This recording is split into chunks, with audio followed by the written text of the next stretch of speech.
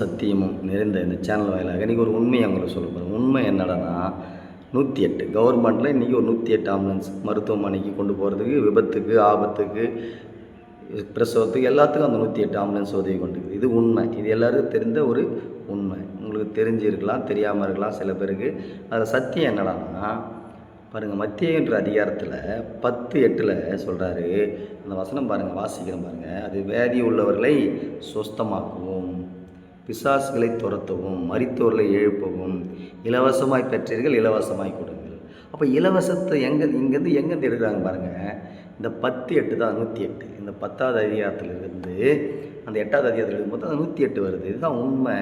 அந்த அந்த ஆம்புலன்ஸ் உண்மை இந்த சத்தியத்திலேருந்து வெளிப்படுது. இந்த சத்தியத்தை கொண்டு பாருங்கள், தேவனுடைய வார்த்தையை கொண்டு உண்மையை சொல்கிறாங்க. அப்போ உண்மையை சொல்லும் போது ஜனங்களுக்கு நன்மை நடக்குது. ஜனங்களுக்கு நன்மை சத்தியம் அங்கே வெளிப்படுது. அப்போ சத்தியவராக இயேசு கிறிஸ்து ஜனங்களுக்கு நன்மை செய்கிறதாவே சுற்றி தெரிஞ்சார். அப்போ நன்மை நடக்கணும். ஜனங்களுக்கு எப்படியாவது நன்மை நடக்கணும். அப்போ நீதிபரர் ஒரு உண்டு, அப்போ நியாயாதிபதி ஒரு உண்டு. அப்போ ஜனங்களுக்கு நல்லது நடக்கணும். அதான் சாமி விவேகானந்தர் சொல்கிறாரு, நீ நல்வழியை போதிக்கணும், நீ நல்வழி நடக்கணும்னா இயேசுவின் போதனைகளை பின்பற்று. அப்போ நல்லதை தெரிஞ்சுக்கலாங்க. இதில் நல்லது தெரியும் போது ஆண்டவராக இயேசு கிறிஸ்து நல்வழி நடத்த நீ வல்லவராகிறாரு. நல்வழி நடத்த வல்லவர். இந்த 66 புத்தகத்தில் உள்ள மகத்துவம் அதை படித்து அதில் சத்தியத்தை பேசுனா இதில் அரசியல் இதுதான். இது ஃபுல்லாக அரசியலும் இருக்குது. அப்போ போராடி அடிமதத்தில் ஜனங்களை தேவன் மீட்டெடுத்தார். இருந்த ஜனங்களை மீட்டெடுத்தார். பாவத்தில் இருந்தவங்கள, சாபத்தில் இருந்தவங்கள, வியாதியில் இருந்தவங்கள, கண்ணீரில் இருந்தவங்கள, கவலையில் இருந்தவங்கள, நிந்தனையில் இருந்தவங்கள மீட்டெடுத்தார். பாருங்கள், அன்றைக்கி இந்த அரசாங்கம் பாருங்கள், அன்றைக்கி ஜெகன்மோகன் ரெட்டியோட அப்பா ஆந்திராவில் முதலமைச்சர் இருக்கும்போது இந்த சட்டத்தை கொண்டு வந்தார். 108 ஆம்புலன்ஸோடைய சட்டத்தில் கொண்டு வந்தார்.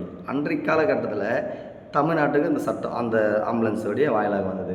பாருங்கள், இங்கே நடக்கிறது நிறைய எடுத்துகிட்டு போயிட்டு அங்கேயும் ரெடி பண்ணுறாங்க. அந்த மற்ற மாநிலங்களையும் இங்கே நடக்குது.